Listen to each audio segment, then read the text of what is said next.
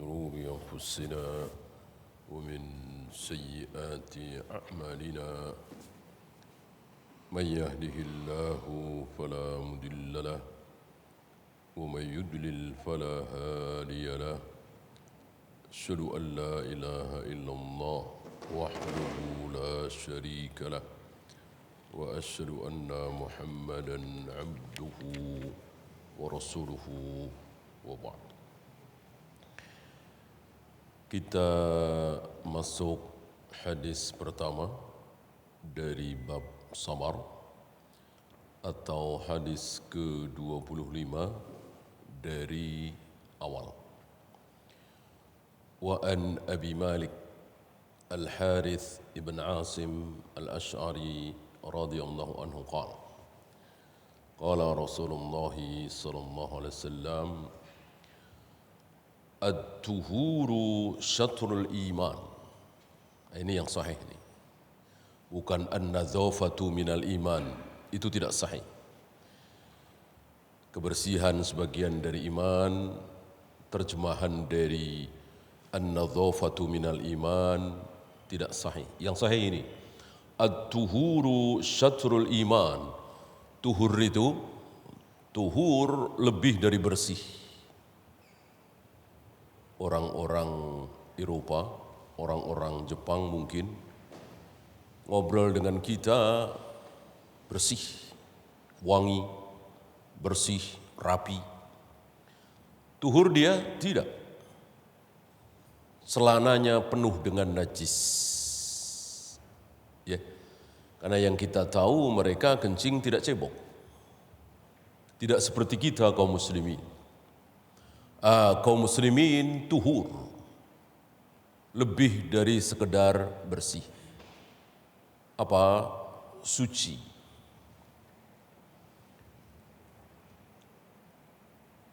Bahkan sering kita dengar atau bahkan mungkin kita sering mampir ya di toilet-toilet mereka yang tidak ada air.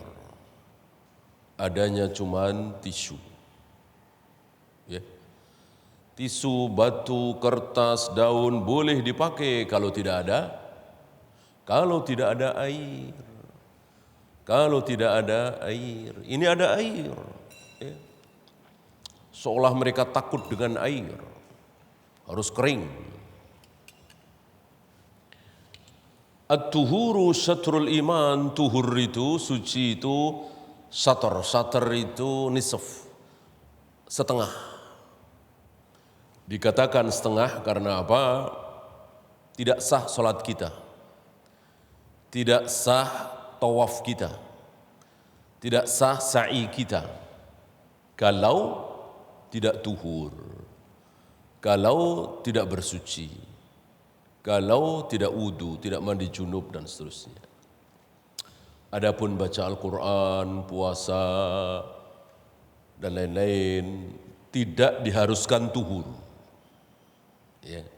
Lebih baik tuhur ya, tapi tidak diharuskan. Walhamdulillah tamla'ul mizan. Kalimat alhamdulillah itu bisa memenuhi timbangan. Maka jangan sungkan-sungkan. Jangan malas-malasan. Bentar-bentar alhamdulillah. Bentar-bentar alhamdulillah. Bentar-bentar alhamdulillah. Boleh juga alhamdulillah ala kulli hal. Tiba-tiba kepleset, tiba-tiba di PHK, tiba-tiba dipecat, tiba-tiba difitnah. Boleh. Alhamdulillah ala kulli hal. Ketika kita diuji dengan ujian buruk, disunahkan mengucapkan alhamdulillah ditambah kalimat ala kulli hal. Segala puji bagi Allah dalam seluruh keadaan. Jadi memuji Allah bukan hanya ketika kaya, sehat, senang, sukses. Tapi ketika bangkrut, ketika sakit, ketika dipecat, ketika sengsara, tetap kita memuji Allah karena Allah Maha terpuji. Selagi kita diberi hidup, maka pantas sekali kita memuji Allah walaupun langsa, sengsara, bahkan kaki nggak ada, tangan nggak ada. Tetap kita disuruh dan diwajibkan memuji Allah. Wa subhanallah walhamdulillah tamla'ani. Begitu pula subhanallah walhamdulillah. Dua-duanya bisa memenuhi timbangan. Bisa mengalahkan yang lain. Ya. Nanti akan kita dapati di padang mahsyar, di hisab, si A amalannya luar biasa, ditimbang segitu-segitu aja. Si B amalannya cuman segitu doang, tapi begitu ditimbang berat sekali, penuh itu timbangan. Dengan apa? Dengan ilmu. Dengan ilmu. Salah satunya ini. Subhanallah, alhamdulillah. Tamla'ani ma baina samawati wal ard. Memenuhi antara langit dan bumi. Memenuhi antara langit dan bumi. Cuman sekedar mengucapkan alhamdulillah, subhanallah, alhamdulillah. Subhanallah, alhamdulillah. Apalagi ditambah la ilaha illallah, Allahu akbar. Kayak apa itu? Ya. Disinilah Allah maha murah. Allah nggak pakai hitungan dalam membalas kebaikan kita.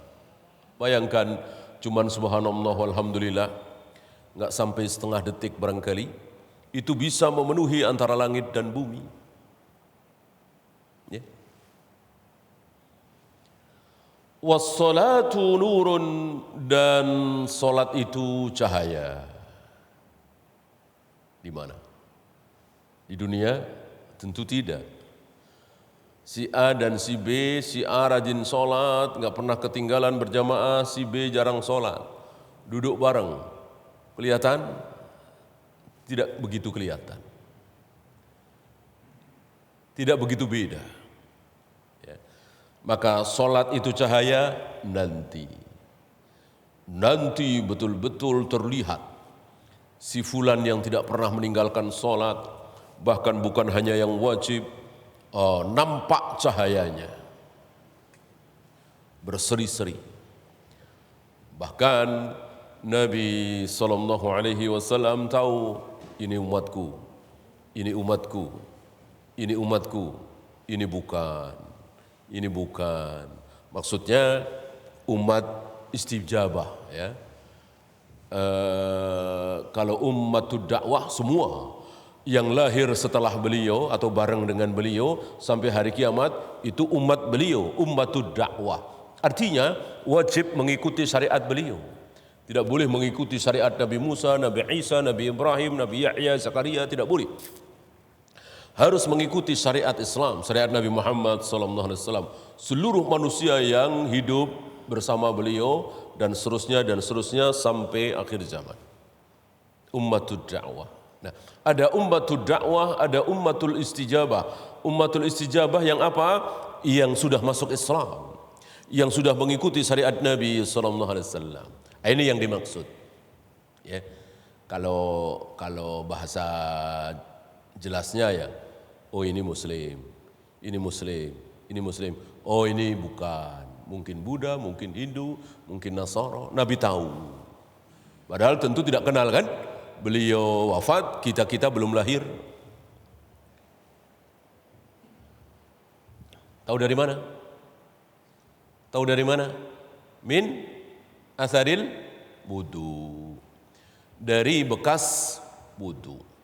Ghurral muhajjalin min asaril wudu. Ja'a yaumal qiyamati min ummati ghurral muhajjalin min asaril wudu.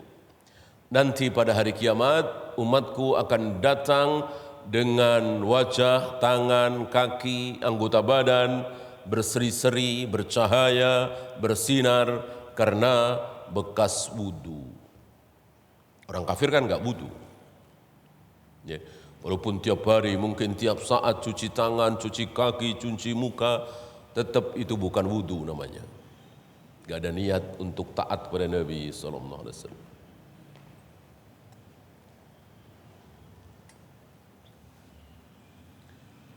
Was-shadaqatu burhan, dan sedekah itu menjadi burhan, menjadi tanda, menjadi hujjah. Tanda apa?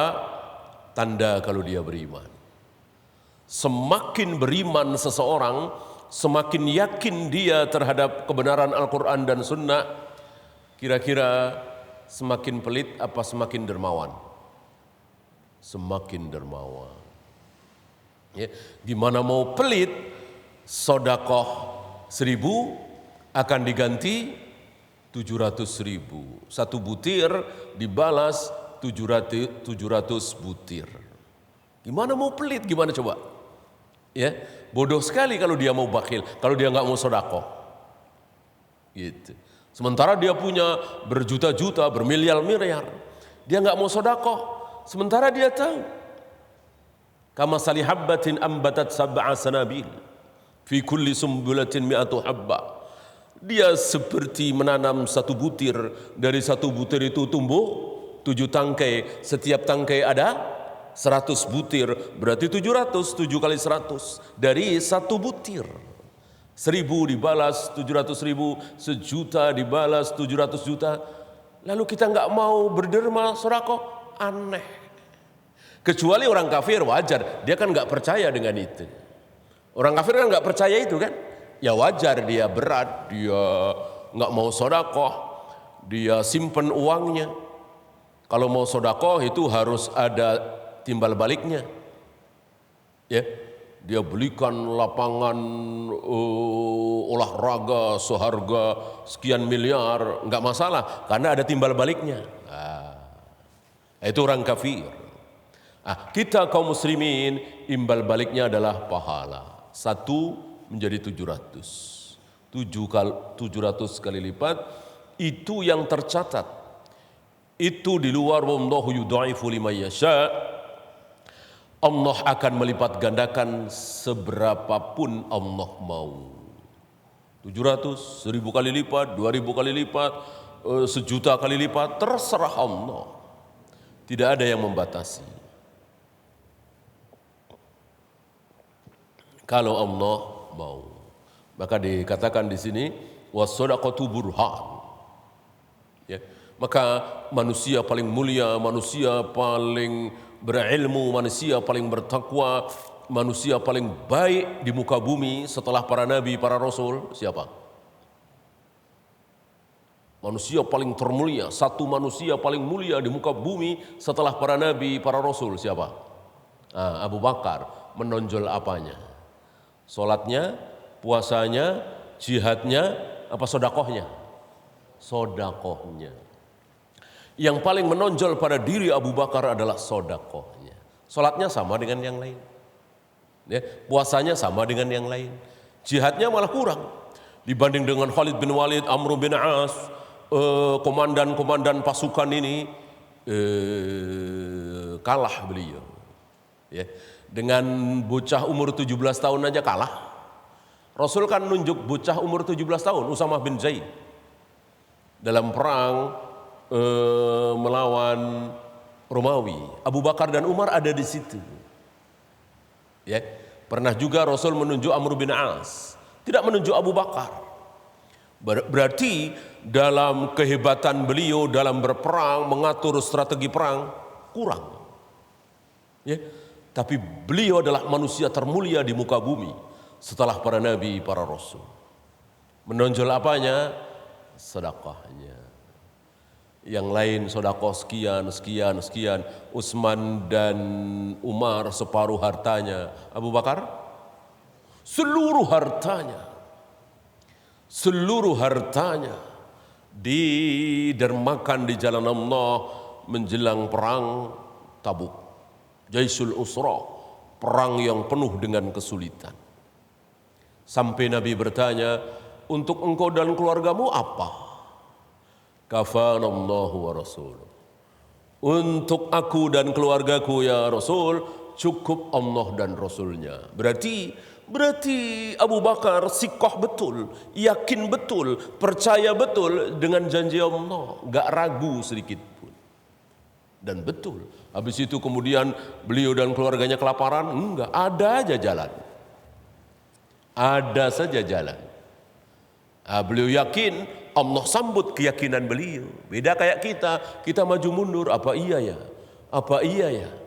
Apa ya, ini uang di saya cuma tinggal 5 juta. Kalau saya dermakan untuk masjid misalnya 3 juta, tinggal 2 juta. Gimana ini? Apa ya, maju mundur, maju mundur. Maka Allah pun enggak menyambut kita maju mundur. Enggak yakin. Abu Bakar begitu yakin.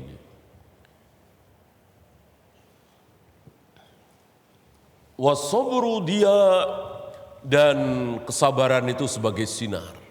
Nah, ini kan syahidnya bab sabar ya. Jadi orang sabar itu punya sinar, punya cahaya. Oleh karena itu orang yang sabar itu biasanya selalu dapat jalan keluar. Beda dengan orang yang enggak sabar. Wah, kita selesaikan dengan kekerasan. Ya sudah, mati misalnya. Atau buntung tangannya misalnya, atau hilang kakinya, atau menjadi buta dia, karena dia nggak sabar. Ya, tunggu dulu, sabar. Maka sabar luar biasa. Wal Qur'anu hujjatun laka aw 'alaik. Dan Al-Qur'an itu menjadi hujjah, membela engkau atau menyerang engkau. Jadi jangan kira Al-Quran itu pasti akan membela kita, belum tentu. Bisa membela kita, bisa memusuhi kita, tergantung sikap kita kepada Al-Quran. Kalau kita sami'na wa ata'na, insya Allah. Apalagi hal gaib, hal yang tidak terjangkau dengan akal. Allah bersemayam di atas arsy, ya sudah, sami'na wa ata'na. Jangan, kalau Allah bersemayam di atas arsy berarti Allah butuh ars dong. Berarti Allah butuh makhluk dong. Berarti Allah butuh tempat, ada di satu tempat. Ya. Nah, ini ngotak-ngatik ayat.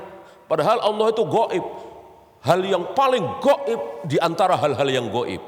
Surga gaib, neraka gaib, siksa kubur gaib, apa yang akan terjadi besok, lusa, tahun depan gaib. Allah yang paling gaib di antara semua yang gaib. Maka hal yang gaib tidak bisa dicerna oleh akal. Oleh karena itu berbicara tentang Allah, ikuti apa kata Allah tentang dirinya, apa kata Rasulullah tentang diri Allah.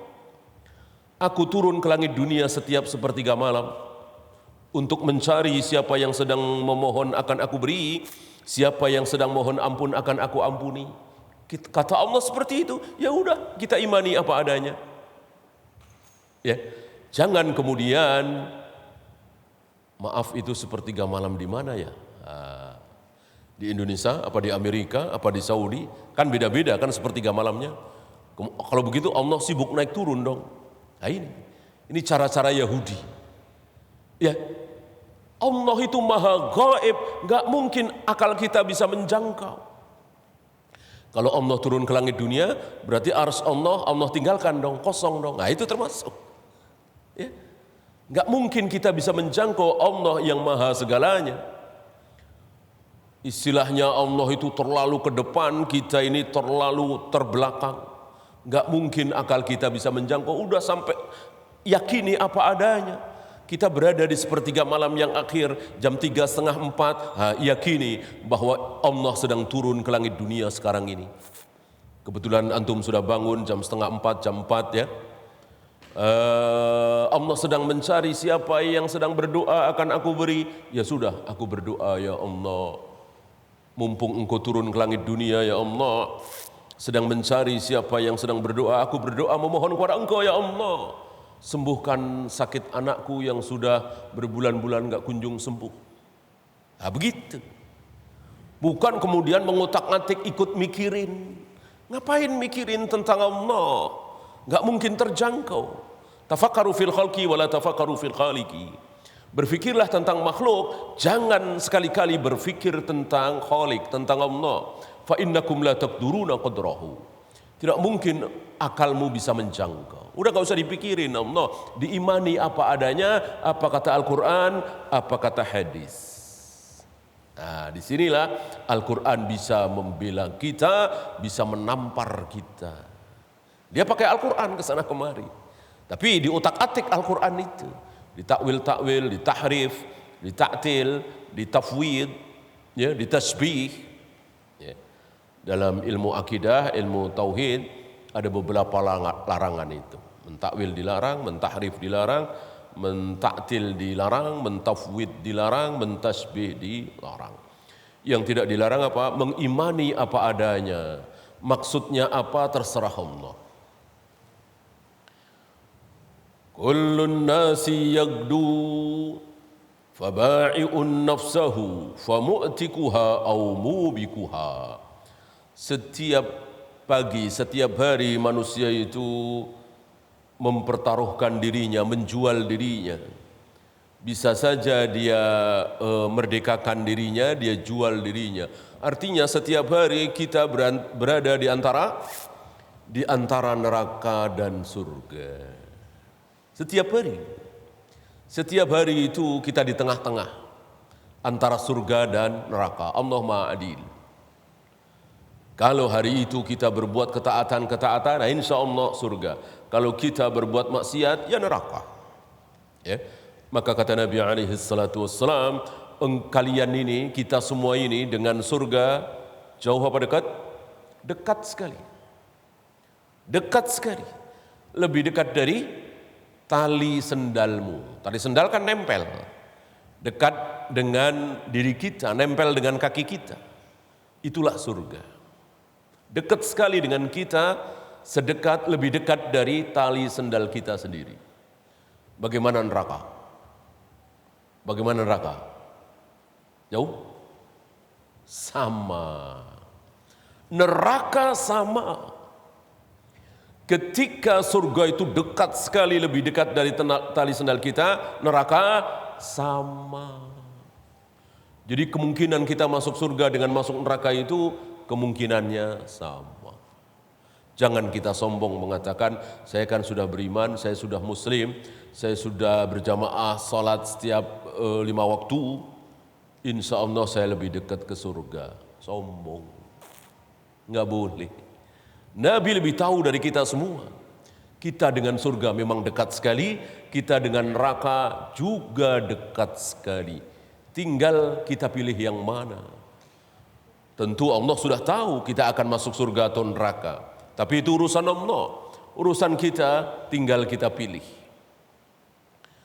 Nanti jam 3 lebih menjelang setengah 4 akan terdengar adzan asar insya Allah.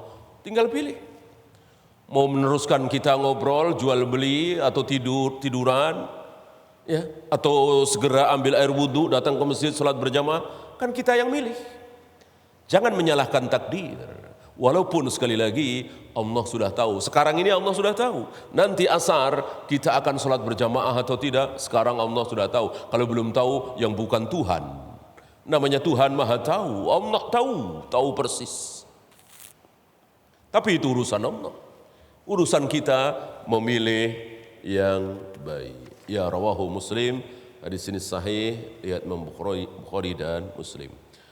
Ada 1, 2, 3, ada 8 ya, 8 fawaid, saya pilihkan beberapa saja. Al-a'malu yakunu laha waznun yawmal qiyamati fatasqalu wa takhiffu. Wahada yasbutul mizan. Wahada yusbitul mizan. Amal itu nanti akan ditimbang pada hari kiamat. Ada yang berat, ada yang ringan. Bahkan bukan cuman amal kita yang akan ditimbang. Tapi apa? Masih ingat? Badan kita akan ditimbang. Yang ringan celaka, yang berat bahagia. Ya. Dan berat ringannya tidak tergantung besar kecilnya badan. Mentang-mentang tinggi besar lalu timbangannya berat, enggak. Bahkan ada riwayat, ada orang datang pada hari kiamat tinggi besar, setelah ditimbang tidak lebih berat dari sayap nyamuk. Ringan sekali dia karena enggak ada amal. Sebaliknya betisnya Ibnu Mas'ud betisnya Ibnu Mas'ud yang ditertawakan oleh para sahabat ketika Ibnu Mas'ud manjat kurma, pohon kurma. Terlihat betisnya kecil. Ibnu Mas'ud terkenal kecil, kerempeng, miskin, tapi ilmunya luar biasa. Turjumanul Quran. Para sahabat yang di bawah tertawa, ya, mentertawakan betisnya Ibnu Mas'ud. Ya, karena sahabat adalah manusia biasa, bukan malaikat. Artinya kalau ada sesuatu yang lucu ya ketawa. Ya, nggak jaim-jaim gitu ya. Artinya perlu tertawa ya tertawa. Kadang marah ya marah. Persis manusia berjalan di muka bumi manusia, bukan malaikat. Nah, kata Nabi ketika mereka mentertawakan betis Ibnu Mas'ud yang kecil itu, krempeng itu, Nabi bersumpah, wallahi demi Allah, betis yang sedang kalian tertawakan nanti akan ditimbang oleh Allah dan lebih berat timbangannya daripada Gunung Uhud. Gunung Uhud. Ya. Kenapa? Karena keimanan beliau, ketakwaan beliau, keilmuan beliau, jauhnya beliau dari maksiat dan seterusnya. Ya.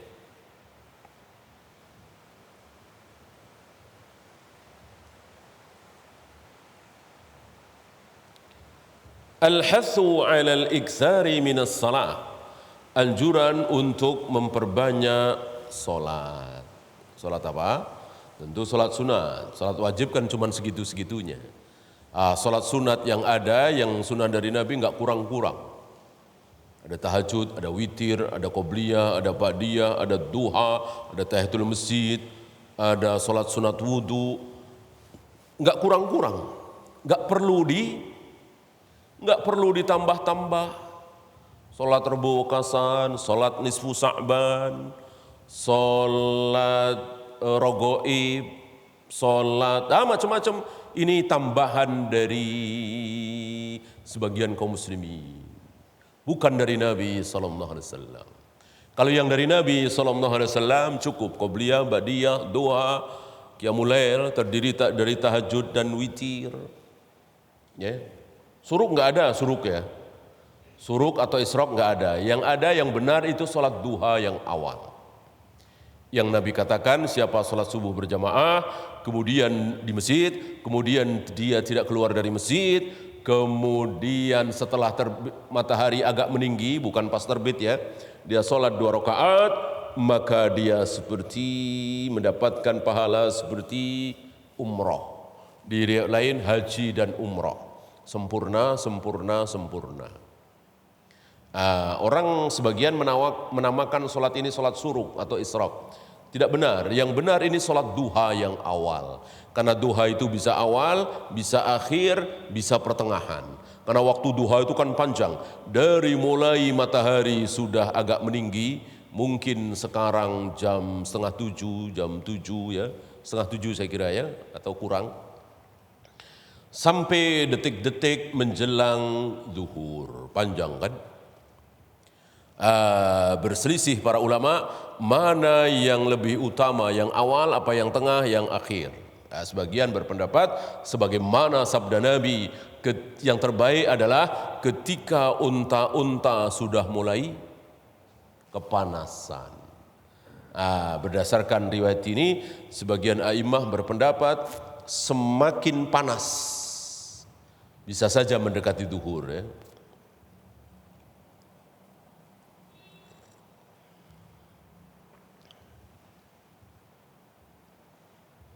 Kemudian al-iktsaru minas sadaqah dalilun ala sidqil mu'mini wa ikhlasihi wa iltizamihi bisyari'ah.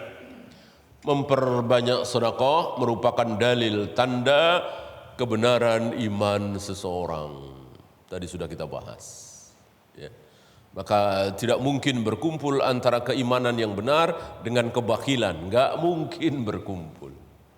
Kebakilan itu berteman, berkumpul dengan kekufuran, kesyirikan. Maka antum tahu dalam sejarah manusia paling bakhil siapa? Manusia-manusia bakhil yang gara-gara mereka daging menjadi busuk. Sebelum ada mereka belum pernah ada daging busuk. Pernah kita bahas waktu itu kan ya. Yaitu Yahudi. Sabda Nabi alaihi salatu wassalam, kalau bukan karena Hawa tidak ada wanita-wanita yang akan mengkhianati suami, menggoda suami. Kalau bukan karena Yahudi tidak ada daging yang busuk. Nah, gara-gara kebakhilan Yahudi maka daging membusuk. Sebelum itu belum ada. Orang belum busuk sudah dibagi-bagi. Ini saking bakhilnya Yahudi. Daging masih banyak tapi mau bagi-bagi berat sekali. Maka disimpan dan jadilah busuk. Kebusukan daging pertama kali gara-gara kebakhilan Yahudi. Dan sampai hari ini, ya kan? Mau ngasih 100.000 tiap bulan, 100.000 tiap bulan, 100.000 tiap bulan, harus ada iming-imingnya. Iming-imingnya apa? Nanti kalau kita sakit, biaya rumah sakit ditanggung sama dia. Atau 60% ditanggung lah ya. Mau ngasih 100.000 harus pakai iming-iming seperti itu. Beda dengan kaum muslimin. Antum tahu yang pakai aturan seperti itu, yang bikin aturan seperti itu siapa? Ya, datang dari mana? Saudi, Mesir, Indonesia, Malaysia, Brunei? Bukan. Dari negeri Yahudi. Dari negeri Yahudi yang maha pelit itu, maha bakhil. Ya, mau sedekah 100.000, 200.000 tiap bulan harus ada iming-imingnya. Beda dengan kaum muslimin. Kaum muslimin enggak perlu iming-iming seperti itu. Iming-imingnya dari Allah 200.000, 300.000, setor ke panti asuhan, setor ke pesantren, setor ke masjid. Apalagi hari ini begitu mudahnya, kalau lupa udah otomatis auto debit ya. Itu kaum muslimin. Yahudi enggak dikasih iming-iming. Ya.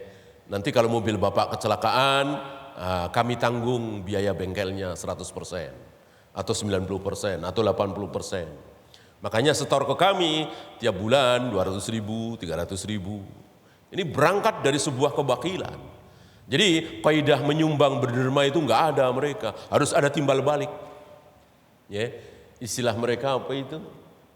Tidak ada makan siang apa makan malam? Enggak ada yang gratis.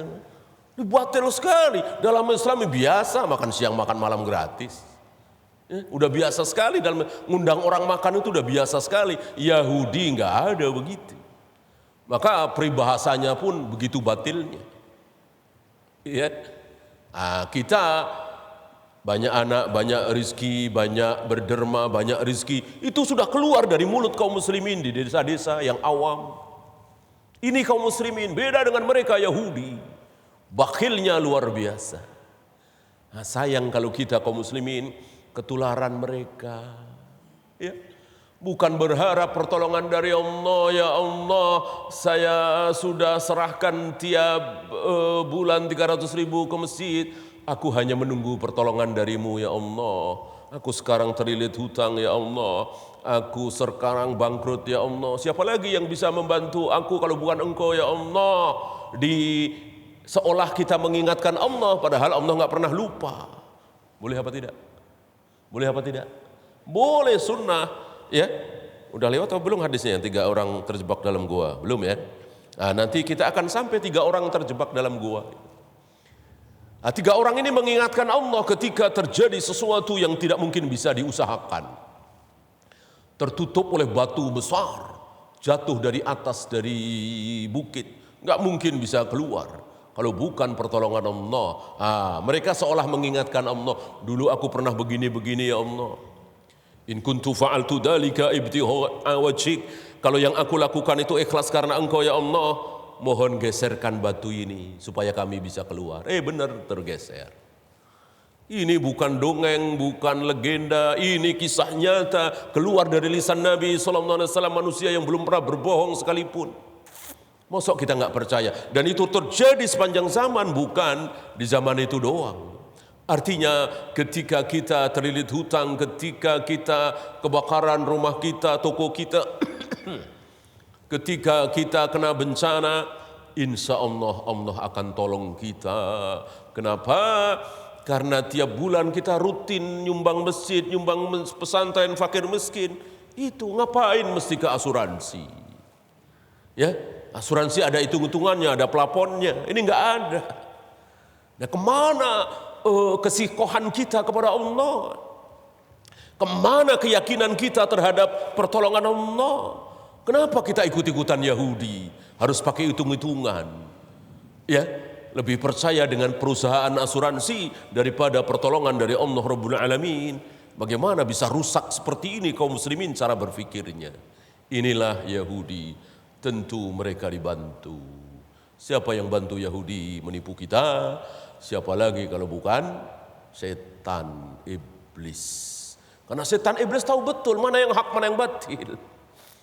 Ya, kalau Yahudi itu hak, nggak mungkin iblis mau bantu. Yahudi berada dalam kebatilan. Capnya aja sudah jelas, Yahudi adalah al-maghdubi alaihim, itu Yahudi, orang-orang yang dimurkai oleh Allah. Nasara ad-dallin, orang yang sesat. Kita sebut 17 kali dalam sehari semalam. Kita mohon kepada Allah minimal 17 kali dalam sehari semalam. Ya Allah, jangan sampai kami masuk ke golongan al-maghdubi alaihim, Yahudi, dan ad-dallin, Nasara. Ya.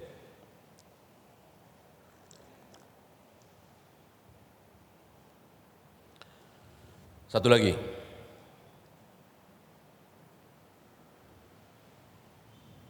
La budda li kulli insanin min amalin yagdulahu hatta la yatruku nafsahu hamalan.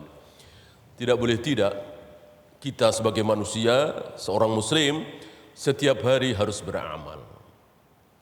Memang kita masuk surga bukan karena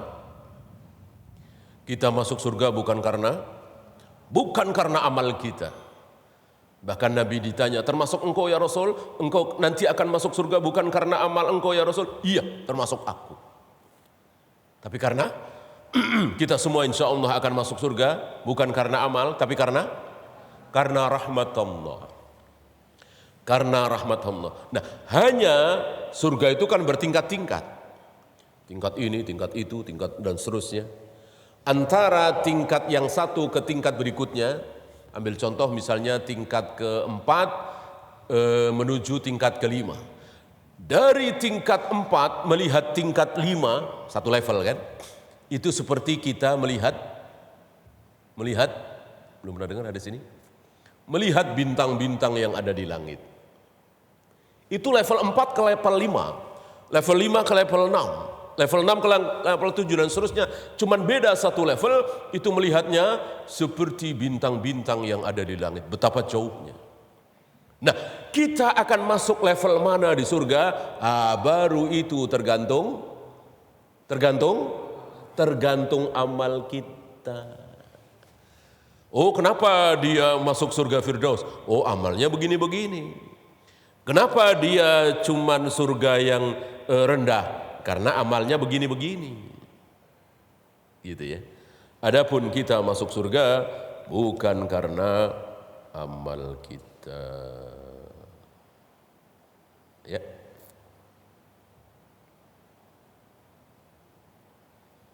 Ya. Itu saja. Satu lagi ini sesuai dengan judulnya ya. Bayanu fadlis sabr. Wa annahu amrun mahmudun la yazalu sahibuhu mustadian muhtadiyan. Menerangkan tentang keutamaan sabar. Ini merupakan sesuatu yang sangat terpuji. Dan orang yang sabar, dia akan selalu disinari. Ada saja jalan keluar. Karena sabar. Ya. Tidak buru-buru, tidak gerusa-gerusu. Sabar dulu, tunggu dulu, mikir dulu. Musyawarah dulu gitu. Banyak dari kita nyesel seumur-umur gara-gara apa? Gara-gara nggak sabar padahal cuman nunggu berapa jam misalnya. Ya. Coba waktu itu kita jangan tanda tangan dulu ya. Coba waktu itu kita jangan demo dulu ya. Coba waktu itu kita jangan langsung ambil keputusan dulu ya. Tunggu. Nggak sampai 24 jam. Berubah keadaan. Nah sering contoh-contoh seperti ini. Gara-gara apa? Gara-gara tidak sabar. Ya, maka pikir dulu, musyawarah dulu. Sebelum mengambil keputusan. Wallahu a'lam. Ya, itu saja. Ada pertanyaan? Silakan.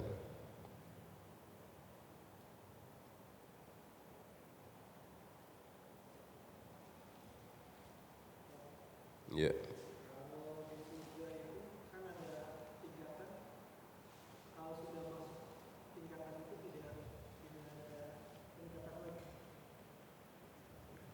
Seluruh pertanyaan tentang surga yang muskilat seperti ini ya, ini kan muskil ya, artinya masalah ya. Sama dengan muskilnya pertanyaan katanya seorang istri akan bersama dengan suami terakhir. Ini suami terakhirnya murtad misalnya. Berarti kan nggak mungkin masuk surga. Gimana? Ini kan muskil ya. Masuk nanti tidak bersuami. Dijawab dengan satu ayat. Walakum fiha ma tashtahi anfusukum walakum fiha ma tad'un. Di surga apapun yang kalian inginkan pasti terlaksana. Kalau tidak terlaksana ya nggak ingin, nggak pengen gitu. Ya.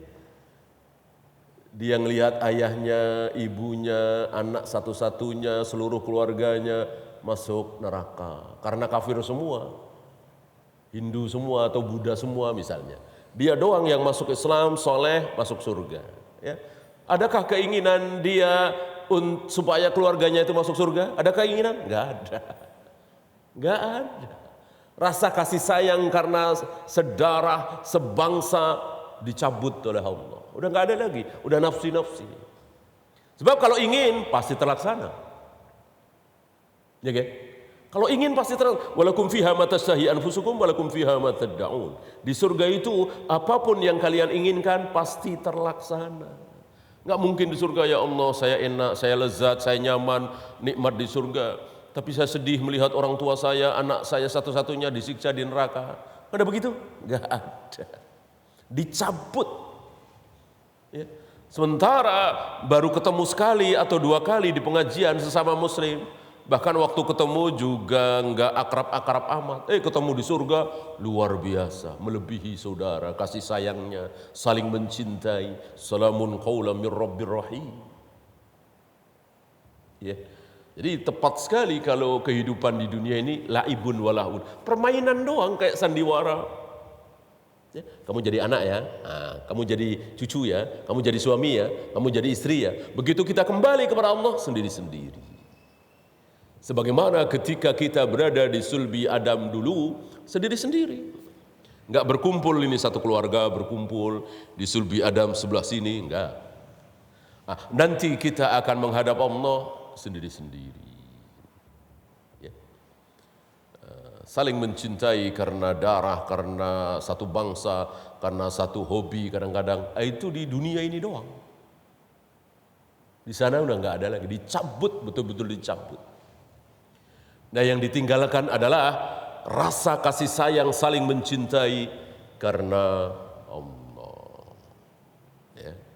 Nah, maka pertanyaan gimana kalau saya berada di surga paling bawah, saya ngelihat teman-teman saya, saudara saya surga lalu saya pingin, saya nggak kesampaian. Nah, jawabannya tadi, walakum fiha ma tashtahi anfusukum walakum fiha ma tad'un.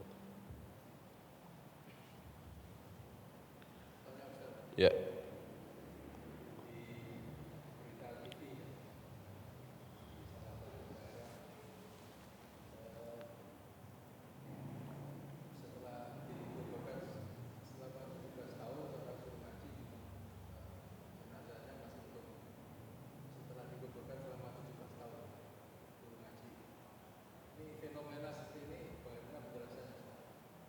Pertama itu kehendak Allah. Allahu yaf'alu lima yasha.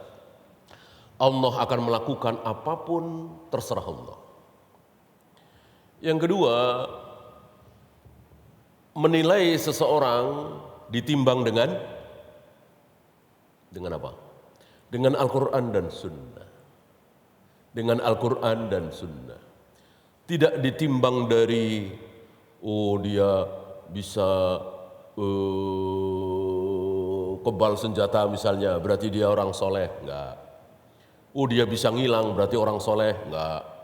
Oh dia bisa menggelar sajadah di atas air, ya, sholat di situ, berarti dia orang soleh. Enggak. Ya. Timbangannya Al-Quran dan Sunnah. Sholat apa tidak, berjamaah apa tidak, minum khamar apa tidak, makan babi apa tidak, makan riba apa tidak, dan begitu seterusnya. Yang ketiga, awetnya atau utuhnya jenazah bukan satu-satunya tanda dia orang soleh. Karena ada orang yang tidak soleh, bahkan sangat durhaka, jenazahnya sampai hari ini masih utuh. Siapa? Fir'aun. Ya. Jadi bagaimana guru ngaji ini? Mudah-mudahan soleh. Salah satu tanda. Mudah-mudahan memastikan bahwa dia pasti soleh, pasti masuk surga, pasti diampuni oleh Allah, enggak boleh. Mudah-mudahan sebagai pertanda bahwa beliau dicintai oleh Allah, beliau ikhlas amalnya, mudah-mudahan masuk surga, begitu. Jangan memastikan. Ya. Karena kan ada teknologi itu, di balsem atau di apa kan. Ya orang kafir, di balsem mayatnya jadi awet, bisakah? Insya Allah bisa. Dan itu kan banyak terjadi pula kan. Wallahu a'lam. Ya.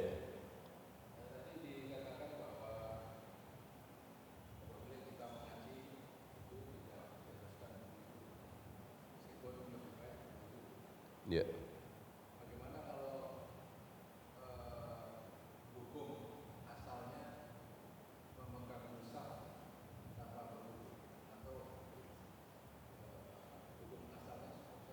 Boleh apa tidak gitu ya? Boleh? Boleh? Karena yang jelas harus wudu, kalau tidak dosa, tidak sah. Salat, tawaf, sa'i. Salat, tawaf, sa'i. Rasul dan para sahabat belum pernah salat, tawaf, sa'i tanpa wudu. Adapun memegang mushaf lebih bagus wudu. Tidak, enggak masalah. Mana dalil? Lihat di zaman Nabi sudah adakah mushaf? Belum ada. Dari sini saja sudah kelihatan. Mosok di zaman Nabi belum ada, kemudian muncul hukumnya, kan nggak mungkin. Berarti kan pasti bikin-bikin sendiri hukumnya. Orang mushaf di zaman Nabi belum ada. Termasuk ketika Rasul dan para sahabat memegang lembaran-lembaran tulang belulang, pelepah kurma, yang di situ ada ayat-ayat Al-Quran, biasa dipegang. Walaupun tentu di antara mereka banyak yang tidak punya wudu. Tapi bagaimana kalau wudu dulu? Tentu lebih baik. Jangankan membaca Al-Quran, bahkan mau ke kantor, mau belajar, mau apapun wudu dulu, tentu itu sunnah, ada kebaikan di situ. Wallahu. Ada lagi?